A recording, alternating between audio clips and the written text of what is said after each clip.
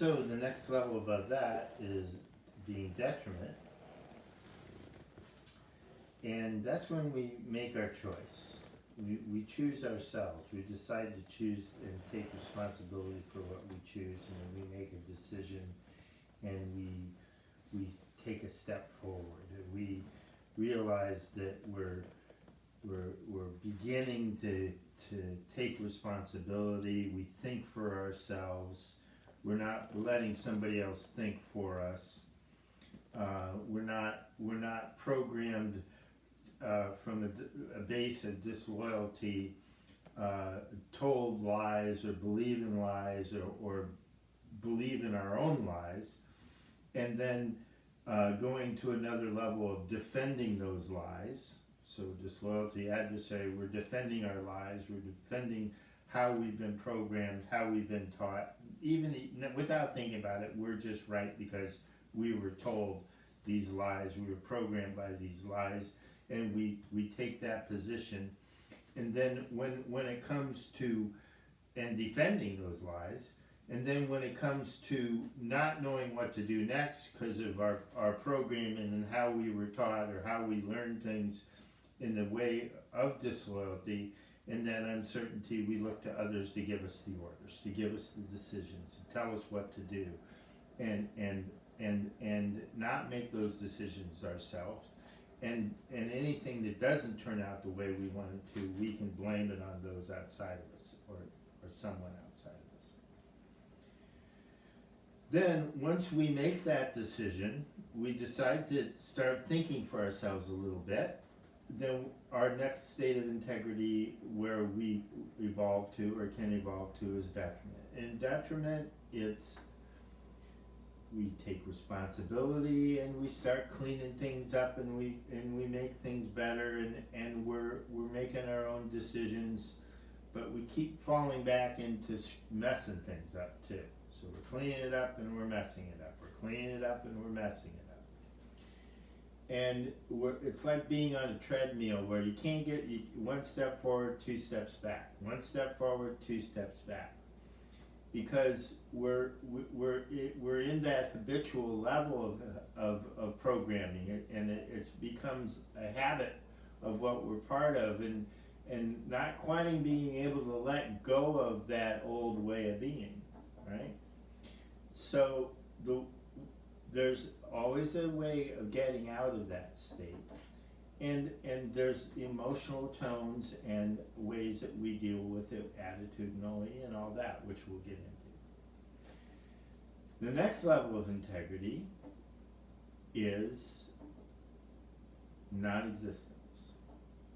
Now, when we're in non-existence, it's like kind of being in our level of integrity in detriment, by the way. When we're in detriment, we're at the first level where we can have a working, satisfying relationship with ourselves and somebody else because we have owned that. We have owned what we're doing. And we can make those decisions ourselves.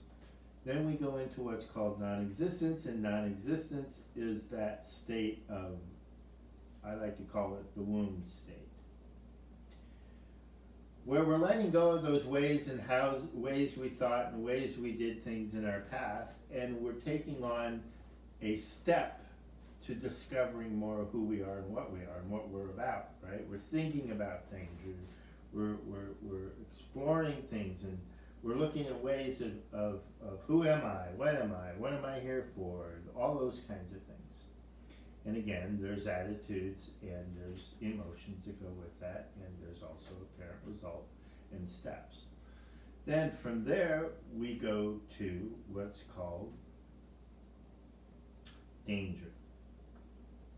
Now in danger, it's not as you would think as being a state of danger integrity-wise, but our level of integrity puts us in a situation where we are vulnerable. We can make decisions and do things that are sort of like when we're out of non-existence, we start to exist. We start to become who we are. We start realizing, oh my gosh, I'm not just a piece of dirt. I'm not just worthless. I do have value. I do have something that I can bring to the world. And we get kind of caught up in this cloud of how wonderful things are and this sort of fantasy world of, and we're thinking positive, but we're not paying attention to what's going on in our environment around us. And we have to be careful because we can trip and fall, we can walk in front of a bus, we can lean on a hot stove. We're not integrated into that new world. And this is integrity, right? Integrity is to be about integration. So we can be in dangerous situations, and there's, again, emotions, attitudes, apparent results, and steps to get out of that too. Then we go into what's called emergency. Now, emergency is where we've been aware of what we've been doing, and we've been taking those steps to be cautious, but now we need to generate and accelerate that a little bit more, because now we need to be more practicing of who we are, what we're doing, and new things we're doing in life, new attitudes, new ways we look at ourselves, taking more responsibility. And that's, by the way, responsibility doesn't mean that if you take responsibility you'll be rewarded or you'll be punished, right? Responsibility only means the ability to respond. That's all it means. It's the definition of the ability to respond. You can respond in a negative way, you can respond in a positive way, but you are responding and you're taking responsibility. You're making that choice to respond in whatever way you want to respond. So there's ways of taking responsibility where you own it, and there's ways of taking responsibility where you don't own it. But in this case, we're talking about the ability to respond and responding in a way that's raising your level of integrity. So you want to be in emergency, and you're responding in a way where you're making those choices, and you're accelerating that in a way that you're accelerating it in a way that you're best way to put it is on top of things, staying on top of things, focusing on being on top of things, not letting things get behind or ahead of you. Then from emergency, we pop into what's called normal.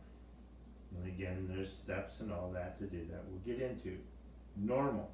Now, normal is the normal state of a human being, our normal, true state of how a true, normal human being is. All of our powers and abilities, all those six senses, our psychic abilities, our intuitive abilities, our you think of somebody and their name, and then next thing you know they call you, or something happens that seems to be synchronistically and magically, it just happens. Well, that's a normal human being. That's what all human beings are really truly like, when they're really in their normal state, their normal human state. From there, you go into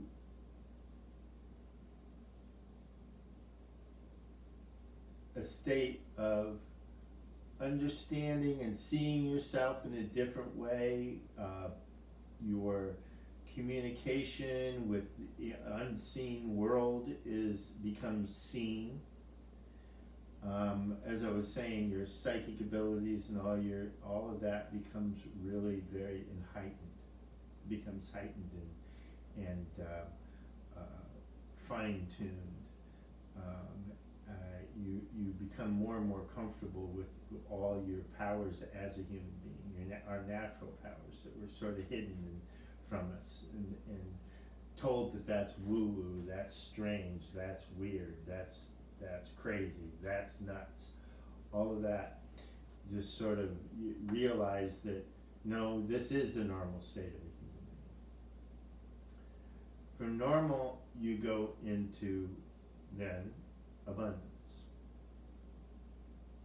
And abundance, you're promoting yourself and you have everything you need in the world, everything is falling in place, everything's aligned with what you need in the world, and you share your abundance with other people. You have abundance of money, you have abundance of friends, you have abundance of, it might not be a lot of friends, but you have abundance of quality friends. Might be one or two, but they're quality. You have abundance of all your needs. You have abundance of everything that basically it gives you a sense of wanting to share more, having more to give to the world. And then again, there's attitudes, emotions, and apparent results and steps to get from there. Then you go into what's called power. And power is the state of the fair-haired child. You're the empowerment of others. You empower other people. You show other people how to become more aware, more conscious, just by your presence. Your frequency and your resonance all changes from that lower level of integrity, disloyal, to all these other levels, to abundance and power, and now you are the resonance of that frequency of power. Not power over, power with, power in dominion, not domination but dominion. You're in dominion with the world, you're in dominion with the nature, you're in dominion with your friends and family and society.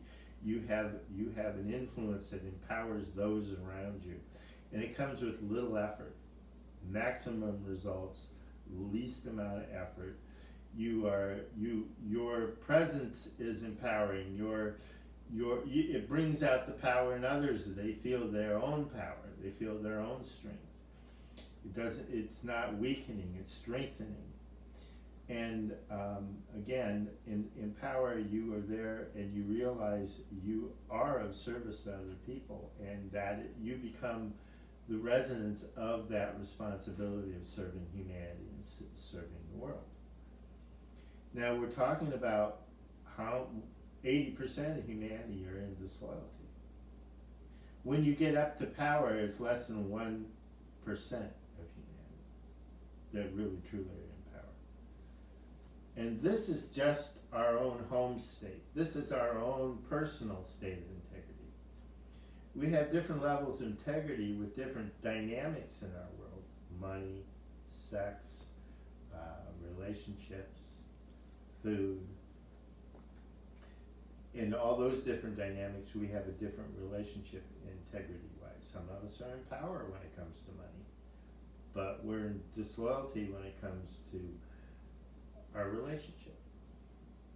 We can balance all that out, but the important thing is defining our state, finding our home state first. Then we can go and we can look at the different dynamics of how we can improve those dynamics. Our home state is first and most important. Anytime we go out of integrity, we break affinity with ourselves or with others, we go out of integrity, we drop 2 states. So if we're in uncertainty, we go out of integrity, we're right back in disloyalty. In uncertainty.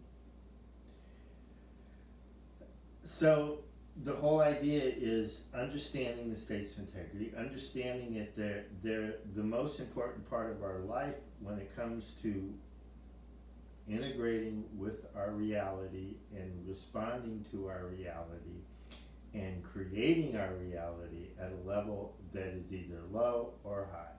It either is a lower resonance causation that we're affecting the world, or we're at a higher resonance causation of how we affect the world.